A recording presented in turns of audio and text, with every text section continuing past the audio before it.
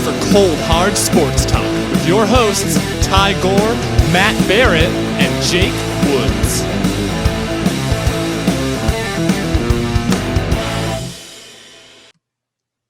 Alrighty, boys, we are now joined by our very special guest. I had to take notes to get down all of her achievements here because it's more than I can remember off the top of my head. A two-time Canada West women's hockey champion, one-time U Sports women's hockey national champion, one-time U Sports women's hockey national scoring champion with 125 points. She is 11th all-time on U Sports women hockey scoring. We are joined by the one, the only Alex Poznikoff. Alex, thanks for coming on the pod. How's it going? I'm doing well. Thanks for having me. Was that 11th all time? 11th all time. Wow. Quite the career. She started scoring in her rookie year and then never held up.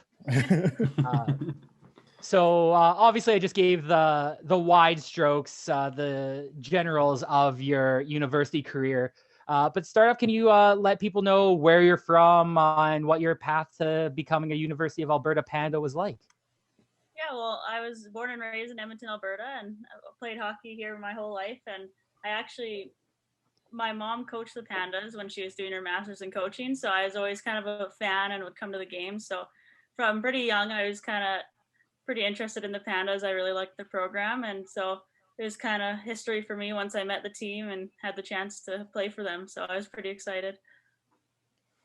And at what point in your minor hockey career did you really have the idea in your head that you wanted to play for the Pandas? Was it something that happened like when you're starting to look for universities, or was it something that you wanted to do from before that? Well, I'd always been like, even when I was little, I'd go to Pandas games and watch them. I've always been a big fan, but I feel like it was more so in kind of that high school or midget days that I was starting to look around at schools. And I mean, I didn't close off all my options right away, but I think grade 12 was, I just made that decision. It was once I met the team, it was a deal done for me. Awesome. And being a female hockey player in Edmonton and having the Pandas be like this nationally renowned powerhouse, but like one of the best programs, what kind of effect do the Pandas have in the minor game, like for just giving girls like someone to look up to and have this with no professional hockey in Edmonton, this high level women's hockey to watch?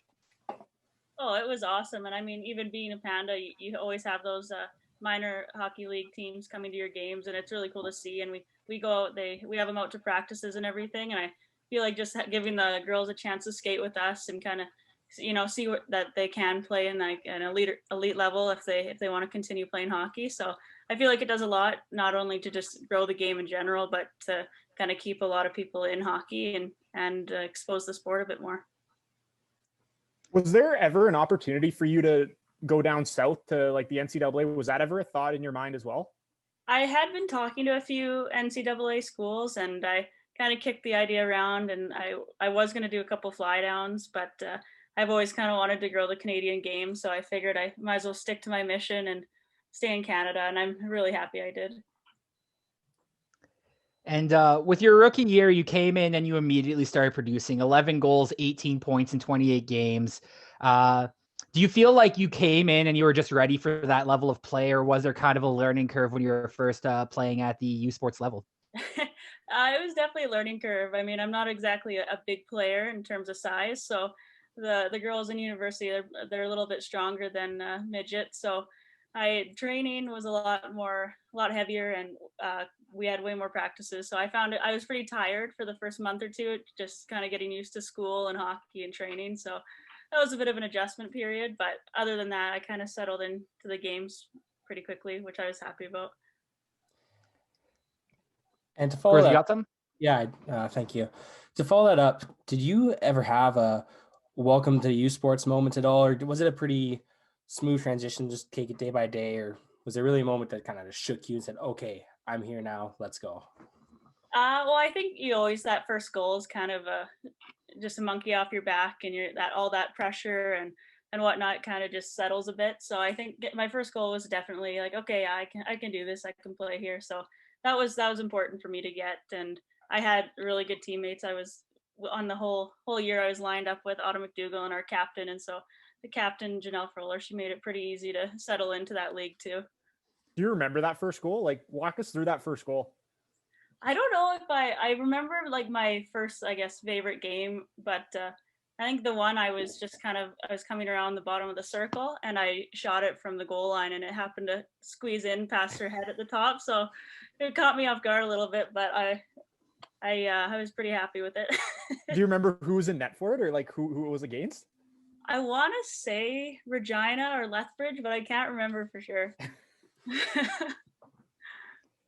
And that was a good transition too. You're talking about your line mates. Is there anyone else specifically that you remember who really helped that transition for you and helped get you ready for the next level of women's hockey? Yeah, I mean, well, obviously Autumn McDougall and we've played together quite a bit over our years, and she was a big part in like the development of my game. But Janelle Froller, I think, was the big one for Autumn and I, because she kind of took us under her wing and brought us in as first years and treated us just like anyone else and really made us settle in. And I feel like she had a lot to do with how we came up in the game. All right, so that was your rookie year. Moving forward now to your sophomore year, the Pandas went on to win a U Sports championship. You were a point per game player that year. What do you think was special about this team to go on and win that championship?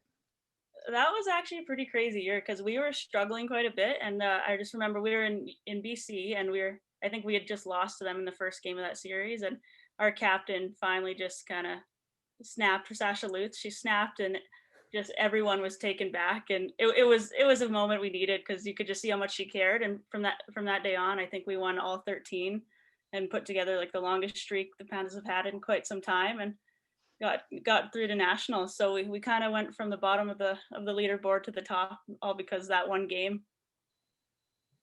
Do you feel like that was something that kind of stuck with you moving forward as you got into your later years as a Panda, became more of a leader to the team? Oh, definitely. I mean, my first year, it was definitely a learning curve, and I kind of picked up traits from certain people I wanted or I didn't want to do as a leader. And as I progressed, you know, you had all these different captains like Sasha Lutz, and you kind of learn from them and say, yeah, that's what I want to do. I want to have that effect on a team. So I definitely throughout the years took a lot of notes from all our previous leaders. Again, with that team just going on its absolute tear, winning that U Sports championship, do you feel that was the best Pandas team you ever played for? I would say it was probably one of the best teams we had.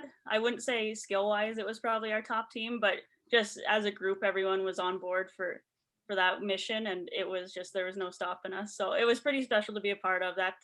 I think the fifth years had a lot to do with that because you could just see how much they cared. So they really pulled us along with them. There was a core, because I remember being at Mount Royal and watching you guys come in and beat the crap out of the Cougars a few times. And there was a core of, it was kind of like you, Autumn McDougall, I think Kale Dillon kind of was part of that core as well, that kind of came in all in that kind of 1997 born group. What did you guys know that was that core was going to be together forever? Was there like that moment where you guys knew that this team was going to go do something special with that core with you guys for 4 or 5 years together? Oh, for sure. And I mean, we were lucky enough because a lot of us, I played with Kale Dillon throughout midget and then Team Alberta, and then Abby Benning too. I played Team Alberta with. And so I had played with a lot of those girls, even Regan Wright. So we were pretty lucky to already know each other, other than like Autumn. She was from Nova Scotia. So we had to get to know her. But I think from even our first year, we would always, like, we're all best friends still to this day. And so I think that had a huge deal with our leadership because we were always on the same page too. And going into nationals that year, you said you guys went on a tear heading into nationals itself. Was there any sort of fear, any sort of step back saying these are all new teams, we don't know what we're walking into, or was just head a rolling and it eventually led to national championship? Yeah, well, I actually think not knowing the teams was kind of a blessing because as a first year, we haven't seen any of those teams from over East. And so we had no idea who we were going against, and we were the underdogs in that tournament, which was, I feel like everyone likes to kind of be an underdog. And so we kind of just flew under the radar. We didn't care who we were playing because we had no idea really what they were like. So we'd show up and see what they had. How much fun is that tournament? Like, how much fun do you guys have at a tournament like that? there's so many of those, like the summer games, winter games, all those. How much fun is a tournament like that? Oh, it's a blast. I mean, that's why it's so devastating when you get beat out, not only because you can't win a national championship, but because you don't get to go to that tournament and you basically hang out and you probably do less schoolwork than you should, and then just get to play all these random teams on a big platform, and it's just the high stakes game. That's what you play for, so it's pretty exciting. And following up on just the thoughts of the difference between different Panda teams, do you feel like the Pandas year after year always kind of have the sort of same attitude, same game style, or are there like any teams that you specifically remember that had like a unique aspect to their game, that like a style you played one year that you didn't play another?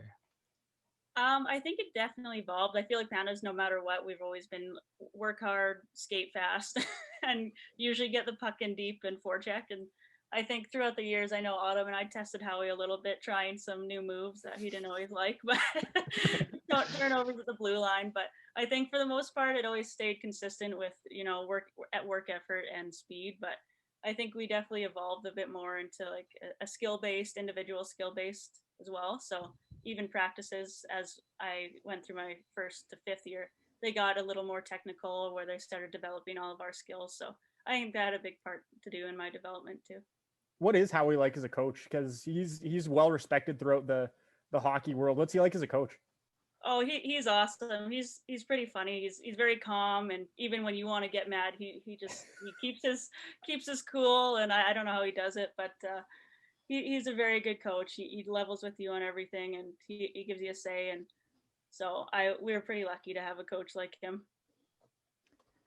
One thing that really sticks out to me, having worked at the U of A and watched a lot of Pandas games, is, like you said, they're very individually skilled, but the team just plays so well defensively. Like there's many years where both goalies on the roster have sub-1 goals against averages. Do you feel like Howie's a big part of that, take care of the own end first kind of mentality?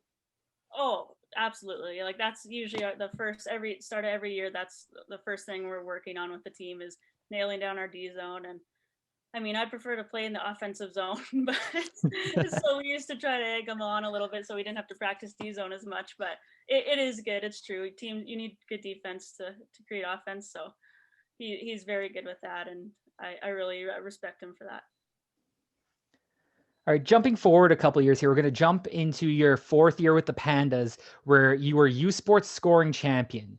And first off, with you and Autumn McDougall both being at the top of the standings, was there any kind of rivalry between you two to see who would end up on top, or was it just get the goals however they come? Oh, we're pretty competitive pretty much with everything we do. So, and Autumn knows the stats of any hockey player that in this world. So she kept a tight eye on that. So we'd usually give each other a little bit of heck if one climbed in front of the other. But it was who cares? The team's winning, but we usually on the side made little bets or teased each other about it. But it was good, healthy, I'd say.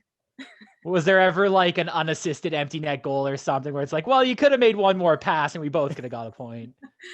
Actually, I assume there would have been, but we usually got in trouble for overpassing. So yeah, that didn't happen, which I was surprised. But and then just talk for a little bit about your chemistry with Autumn. Obviously, playing together from early on in your Pandas career. Just by the end, like especially that 18-19 season where you guys just dominated Canada West. Just talk about what it was like playing with Autumn and what you two had together. Oh, well, Autumn's passion for hockey, like she's playing right now in her game in the NW, but like it's just, I have never met someone who loves hockey as much as her. And every night she's sending me power play clips of the Toronto Maple Leafs or the Oilers, and she's like, we got to try this in practice. So she definitely, after every practice, we'd work on plays and just fun stuff. And in a game, it's we didn't even have to look. You could tell where she was. And I feel like that's something that doesn't happen every day. You find that player that you click with, and you just know where you're going to be. So that was definitely something so I guess that was a very special line mate that I had. So hopefully one day we can play together again. Was there a moment like in your first year together where you guys kind of knew that this, like you had some sort of connection, like this was dynamic duo? Like, was there a moment that clicked? I think it was on our one game. I can't remember. It was against the Dinos. We had 2 goals where we made like 3 passes before we actually shot it. And we're like, oh, it must be, we're just meant to play together. And so from there on out, we just rolled with it. It was kind of funny, but. And to follow that up, that 2018-19 year, you guys are both top 3 in U Sports scoring. Is there a certain level of swagger you walk on the ice knowing that you and your liney are both tops in scoring every night? Yeah, I mean, I tried not to get too attached to it just because getting attached to points kind of takes away from that team game. So I tried my best not to, but I think even for Autumn, I just saw confidence in her game. And I think something like that would, no matter what, it kind of adds that little bit of confidence, but definitely had to make sure that's not all I was thinking about. Was there an extra like eye on you and Autumn that year, knowing how well you guys were playing? Was there, when you played Lethbridge or Mount Royal or U of C or anybody like that, were coaches, eyeing in on you too? Oh, definitely. I mean, you hear the coaches yelling on the bench where we were, but the good news with that was it usually meant someone else was open. So we had to adjust our game a little bit because they started checking us a little tighter, but that was a learning curve. And to follow that up, do you remember who the toughest player you've played against is? Like, who did the best job of shutting you down? I want to say it's between Regina and UBC. Cahoon on UBC. She's this pretty solid player. So she was pretty good at checking me. And did you have like we talked about your like welcome to Canada West, welcome to U Sports moment? Did you have a moment somewhere between like your rookie year and then becoming the Canadian scoring champion where you kind of realized you went from being a depth player to one of the best players in the country who other teams have to worry about? I didn't really think about it too much, to be honest. I just kind of showed up with the same mentality every day to just go out and practically skate as hard as I can and work hard. And I guess it just kind of slowly evolved, but I didn't really attach too much to that until I guess near the end. I realized that it was pretty exciting, but yeah, I don't know. I didn't put too much focus on it. All right, we'll jump ahead here now into your senior year. You're going out, you're scoring at a similar clip that you did last year. And then obviously the sad moment happens and you broke your leg. What were the thoughts in your head just like after getting that diagnosis? And did you think right away that like your Pandas career was over, or was the thought immediately, I'm going to find a way to get back from this? Yeah, I would say I was in a little bit of denial, I guess, when it happened. He told me, he's like, oh, it'll be 10 weeks if you don't, without surgery. And so I was like, well, I could kind of walk on it for a little bit. So maybe if I don't pay attention to it, I can just play. So that got shut down pretty quickly. And then literally from the day I left the hospital, it was like, okay, what am I going to do to get back in time? Because there was no way I was missing out on my final year of Pandas. So you said it was originally a 10-week diagnosis was the earliest you could come back. Yeah. And then I ended up getting a call that I could get in for surgery. And so I got into surgery that week and they pushed that up a little bit. So basically the rehab was full on 100% every day and to get me back in 5 weeks. Yeah. Insane. Back after 5 weeks. And you managed to come back in the Canada West semifinals, right? Yeah. Was there any kind of extra chip on your shoulder, like in the Canada West semifinals and finals, just like proving to yourself kind of that you're back to 100%? Oh yeah, it was pretty crazy experience because, I mean, I didn't really think I was gonna get back or get cleared, and it was actually the day before semis. So Janelle Froller, who our line mate was, she's also a physio now, so we basically, Autumn was very involved in this process too. She texted her, she's like, what do we need to do? What are we gonna do? So she worked with us and she came to that Thursday pregame skate and basically said, Kate, we'll go up and down the boards. And I got one of my line mates, Kennedy Ganser, to hit me into the boards a couple times. And so I got skating, she rubbed me out into the boards. And then that night we decided that I was gonna play the next day. So it was pretty emotional. I won't say it was my best game or my usual game, but it was pretty important to be in the lineup. So How weird did that feel being back on the ice after, I guess, would have been like 6 weeks or whatever, right? Like how that must have been just so weird. it was crazy. Well, I actually, the first time I stepped on the ice after like put my skates in, it was so like, that was a cool moment just because the whole team was on board to try to get me back in time. So I stepped on the ice and everyone started clapping their stick and I was like, oh, nice. This could be real. This could happen. So it was pretty exciting. Was there any extra nerves in the pregame, like going out there, like any worry that like if you took a hit the wrong way, you might re-injure it, or was that just like thoughts in the back of your head that you tried to push away? I tried to, it definitely, I was definitely thinking about it. And I mean, it was a little tender still when I got hit, which I wasn't expecting. So it took me a couple of shifts to get used to that. But I would say I was a little more timid the first couple of shifts until I kind of got rolling a bit.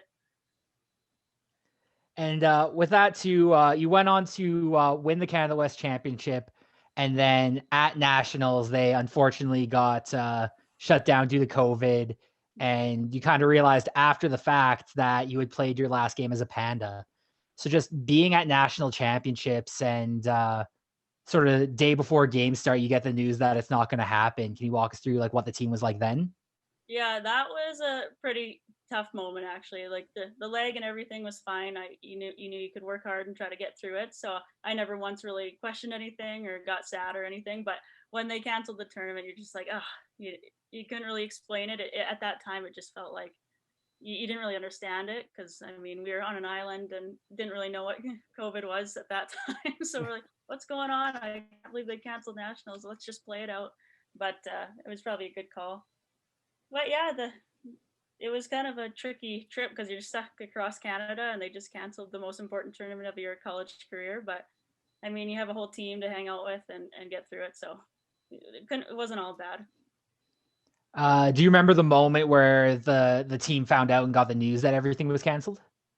Yeah, well, I was rooming with Autumn and she's watching the news. She's like, I think our tournament got canceled. Like some girls are saying that the tournament's canceled and we hadn't heard anything. And the coaches they're texting us. They're like, well, prepare for a game. And this is like 10 o'clock at night. And then we got the call at like 10:30 to come down. So we knew it wasn't going to be good. And he broke the news to us. But so now a little under a year later, do you take any solace in the fact that your last game as a Panda was winning a Canada West Championship and getting that celebration? Or is it still kind of bittersweet because it lost the Nationals? I mean, a little bit bittersweet because nationals ultimately is that main goal. But I mean, it was really nice to end not only like in Claire Drake, but to win the Canada West title and be able to celebrate too. That was pretty special. And I mean, I think that's why it was a little easier to get through because you're like, at least they finished on a high. So I was always told end your last game with a win. If you end your season on a win, it's usually a good season, right? yeah.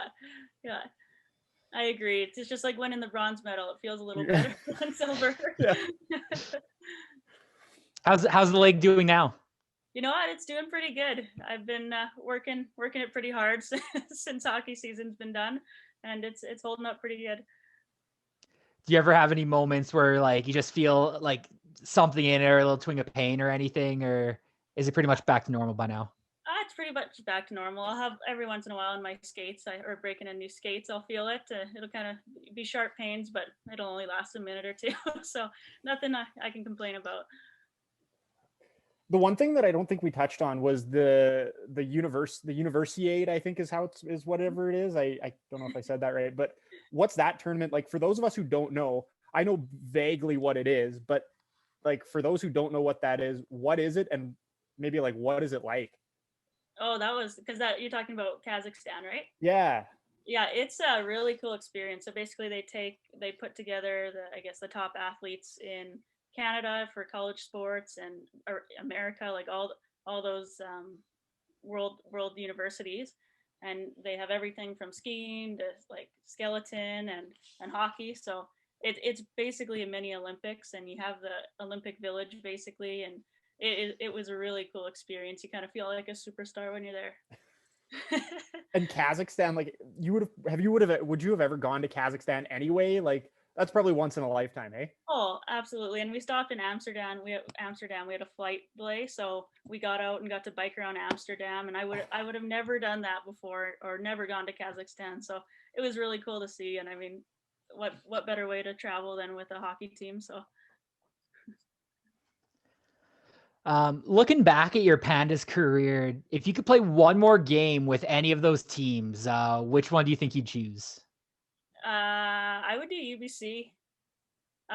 Probably the year we won nationals, we actually lost in the finals to UBC. So I would like to redo that series for the Canada West championship. Where was it, like, did you have one building, one barn that like you loved playing in outside of Claire Drake? Because everyone loves playing in Claire Drake. But was there one barn that you liked playing in more than like any other? You had your best games there, the atmosphere, anything like that? What would be my favorite? I didn't mind playing in Calgary at the Dinos because they have that wide ice surface. So I think that was my best game ever I had there. So it took one good game to just kind of be like, yeah, I like this place. So I would say the bigger ice surface. I like the Dinos. And on the inverse of that, is there one building where you walked into it and just knew it was going to be a rough game, whether it's the fans riding you, whether it was just a team playing really hot at home every time? What was that like? I would say UBC was the worst for that because they have that big rink and they'd post the football team up behind the penalty box. So they'd be causing a little bit of ruckus when we were playing, and those games usually got a little heated. So UBC was definitely a big rivalry for that. Looking back at your career with the Pandas, do you have a favorite story from your whole time there? Anything that really sticks out in your head? Well, I have an embarrassing one about myself. It was my second year Pandas, and Howie always talked about how we need to improve our special teams. And I played hockey for 17 years up to that point, and had no idea why we said certain teams were special. And then I realized it was power play PK, which is special teams, obviously. So that only took me 17 years to figure out. So like, there was never any like giveaway that's what that was like. There was never any realization until then. No, I was so confused, and I had talked to people about it, but nobody told me because I was like, I don't get why we're treating them any different. It's like whether they're good or bad, I feel like all teams you have to treat them the same. And yeah, that was not my proudest moment. And you said this was in your second year with the Pandas. Second year Pandas, 17 years after I've been playing hockey. Oh, that's awesome. I imagine that's one the girls probably still get on you about. Oh my gosh, yeah. I don't think I'll ever live that one down. Is there like, do you have like a story with that group, like just like those teams that you played with, like, you know, the trips that you guys had? Like there must have been just like some crazy stories that you had with that group, eh? Oh yeah, I mean we had very tight knit groups every year because, and I mean since we had that big core, you're growing up with the same people. So I think one of my favorites was we decided to pull a prank on Howie. And I don't know if you guys have seen Andy's Coming from Toy Story, but they yell Andy's Coming and everyone hits the deck. So we were in practice and we actually had just gotten in trouble because we weren't practicing very well. And so our goalie, Kirsten Chamberlain, yells Andy's Coming, and we all just hit the deck mid-drill. And he had no idea what was happening. And it didn't go over as well as we had thought it was going to. But we videoed it anyways, and I think he liked it after. Did Howie take that one well in the moment, or was it like okay on the line? Yeah, he didn't love it in the moment. He was a little confused, but after practice, he was happy. The confusion on his face, just like I can imagine just seeing like, what is going on? Like, it was players so just sitting on the ice, like. Yeah, because we were doing a small area game too, so everyone was kind of moving in one spot and just hit the deck and laid there for like a minute.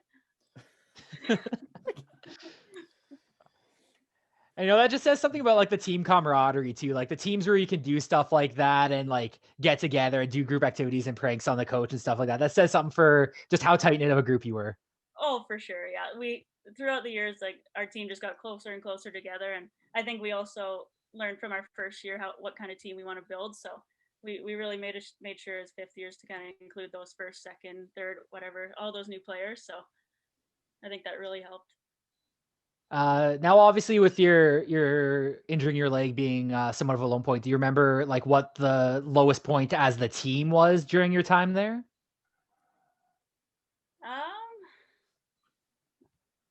I think actually it would be our lowest point. I would say was that game we lost in UBC just before our captain had kind of said, "No, that's it, we're gonna win." Like that was for sure. We were kind of just every practice and every weekend game, we just didn't have that same energy we normally did, and you could tell people were kind of defeated and not confident. So I would say just before that streak was probably the lowest point in our Pandas career. But And you briefly mentioned it prior, but do you have one goal that really sticks out throughout your U Sports career, whether it was you scoring it or one of your teammates?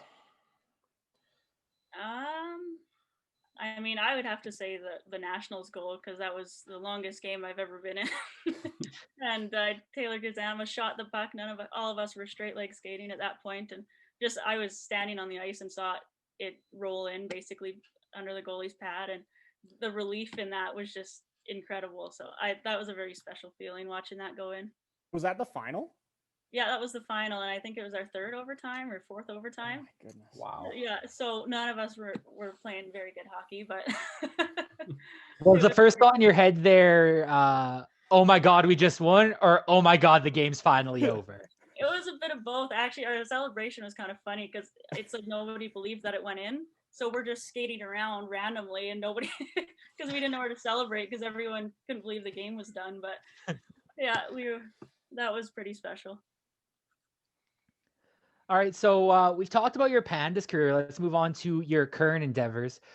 You're currently a member of the PWHPA, which is the Professional Women's Hockey Players Association. Can you tell us a little bit about what that is?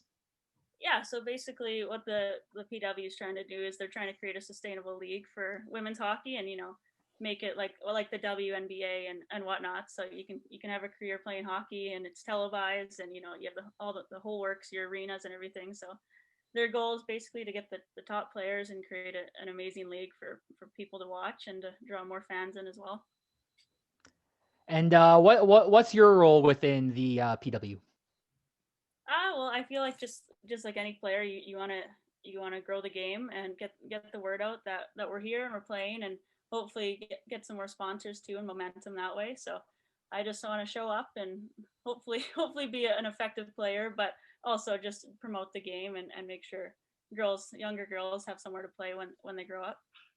Because there's been a few exhibitions with that organization so far, right? And it's just kind of the group kind of coming together and playing, trying to get, eyes on the group right now.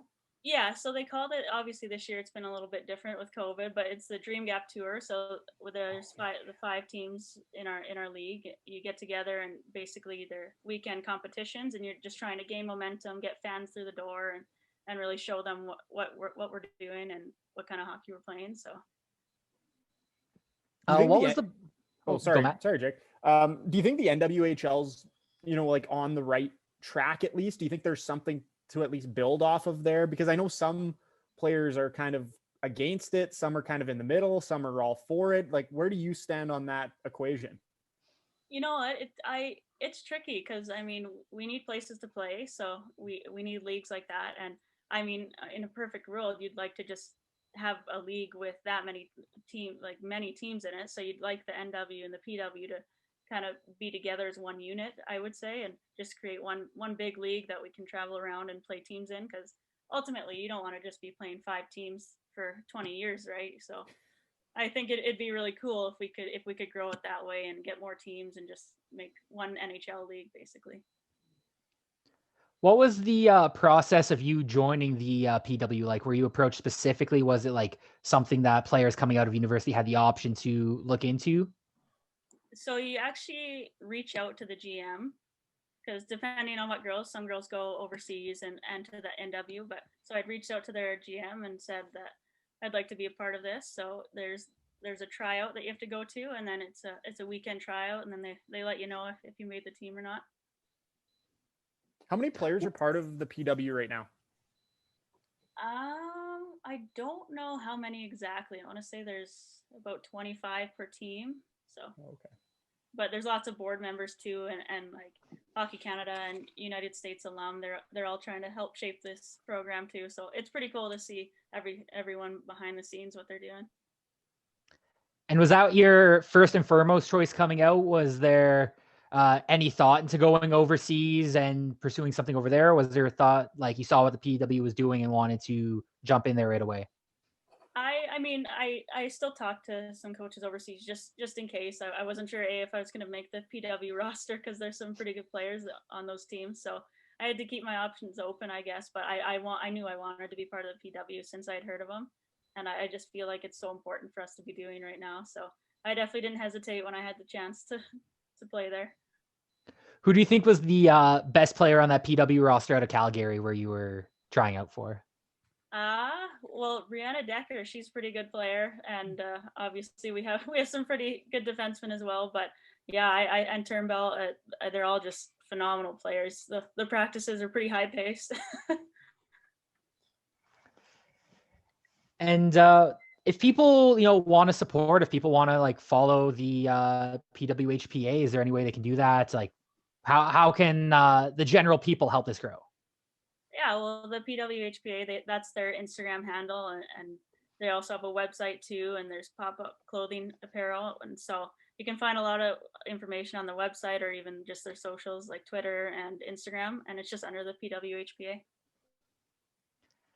Is there a plan soon to get some more games in here to try and grow this? Because I know the big thing is that you need to get people in the doors and eyes on it. Is there any plans? I know COVID's kind of made that a little difficult, but is there plans right now in the works for it?